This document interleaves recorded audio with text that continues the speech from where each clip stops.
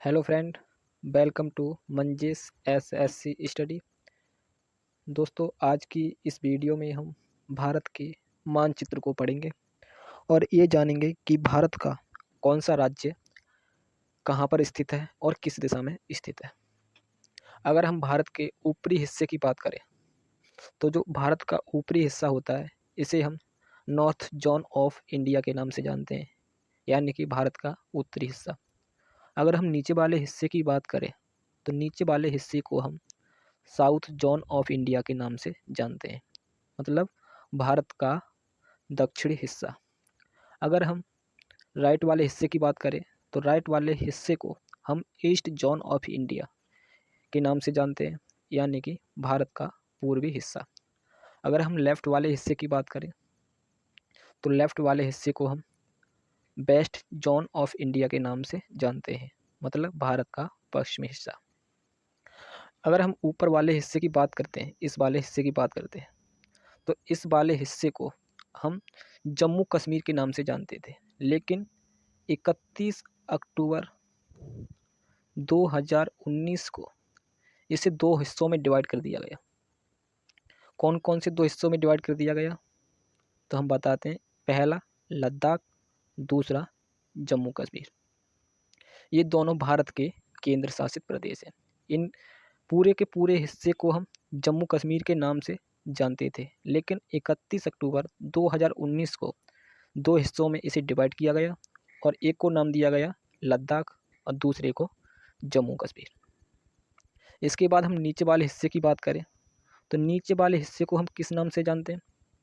South zone of India, यानी कि भारत का दक्षिणी हिस्सा। इस हिस्से में आपको 5 राज्य देखने को मिलते हैं। कौन कौन से देखने को मिलते हैं तो हम बात करते हैं। पहला हो जाता है आपका किनारे पर केरल। इसे हम किनारे से याद रख सकते हैं, जो केरल है वो किनारे पर आता है। और इसके राइट की तरफ तमिलनाडु है आपका। अगर हम केरल से ऊपर की तरफ चलते हैं तो आपको कर्नाटक देखने को मिलता है। अगर हम तमिलनाडु से थोड़ा ऊपर चलते हैं तो आपको आंध्र प्रदेश देखने को मिलता है, और आंध्र प्रदेश में से ही आपका निकला है तेलंगाना। तो इन 5 राज्यों को मिलाकर आपका बनता है साउथ जोन ऑफ इंडिया। ठीक दोस्तों, अगर हम अगले हिस्से की बात करें, सबसे बड़ा आपका कौन सा राज्य है? राजस्थान।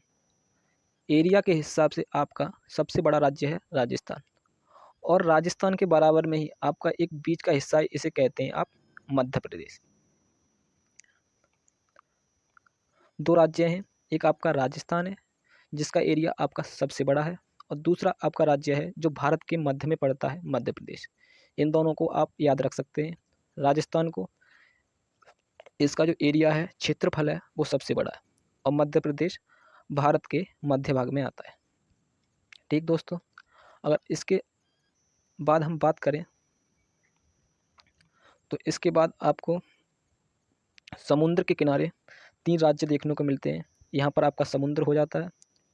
समुद्र के किनारे आपका एक राज्य देखने को मिलेगा गुजरात, और अगर इससे थोड़ा नीचे आएंगे तो आपको मिलेगा महाराष्ट्र। ये दोनों राज्य समुद्र के किनारे स्थित हैं, और यहीं पर आपका एक छोटा सा राज्य है जो कि गोवा के नाम से जाना जाता है। ये तीनों के तीनों राज्य समुद्र के किनारे स्थित हैं। ठीक, इसके बाद अगर हम अगली बात करें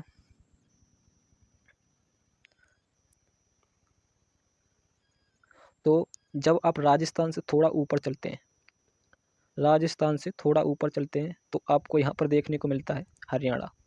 हरियाणा से जैसे ही आप थोड़ा ऊपर चलेंगे, और इसका जो पंजाब है, पंजाब का थोड़ा सा हिस्सा आपका राजस्थान से मिलता है और थोड़ा सा हिस्सा आपका हरियाणा से मिलता है। तो इन दोनों से जो राज्य मिलता है आपका, वो हो जाता है पंजाब। और पंजाब से थोड़ा ऊपर बढ़ेंगे तो पंजाब के राइट साइड में एक राज्य मिलेगा आपको, हिमाचल प्रदेश। इन तीनों राज्यों का एक समूह है, हरियाणा, पंजाब और हिमाचल प्रदेश। राजस्थान से राजस्थान से थोड़ा आप ऊपर चलेंगे तो हरियाणा मिलेगा, और हरियाणा और राजस्थान को टच करता है आपका पंजाब।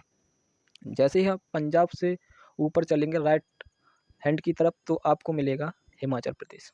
ठीक दोस्तों, इसके बाद अगली बात करें तो हम अगला आप देखेंगे यहाँ पर ये जो 3 राज्य हैं एक सीधे रेखा में, कौन कौन से राज्य हैं? एक हो जाता है आपका बिहार, एक झारखंड, एक उड़ीसा। ये तीनों के तीनों एक सीधी रेखा बनाते हैं। अगर आप इस रेखा के, ये तीनों राज्य एक रेखा बना रहे हैं, इस रेखा के अगर आप लेफ्ट साइड देखेंगे तो यहाँ पर आपको छत्तीसगढ़ मिलेगा। अगर आप इस रेखा के राइट तरफ देखेंगे सीधे हाथ की तरफ तो आपको पश्चिम बंगाल मिलेगा। ये 3 राज्य हैं, कौन कौन से हैं? उड़ीसा, झारखंड, बिहार। ये एक सीधी रेखा बनाते हैं और इसके राइट तरफ देखेंगे तो आपको मिलेगा एक राज्य छत्तीसगढ़ और दूसरा राज्य मिलेगा इसके राइट तरफ देखेंगे तो पश्चिम बंगाल। छत्तीसगढ़ हो जाएगा इस तरफ आपका, इस तरफ आपका हो जाएगा पश्चिम बंगाल।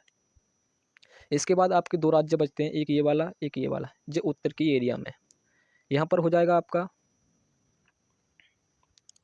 उत्तर प्रदेश और एक हो जाएगा उत्तर प्रदेश, दूसरा हो जाएगा आपका उत्तराखंड। 2 राज्य हैं, ये भारत के उत्तरी क्षेत्र में पड़ते हैं। यहाँ पर आपका एक राज्य हो जाता है जिसे आप केंद्र शासित प्रदेश कहते हैं, जो भारत के बिल्कुल ठीक बीच में है। इसे हम दिल नाम से भी याद रख सकते हैं, जो कि दिल्ली है।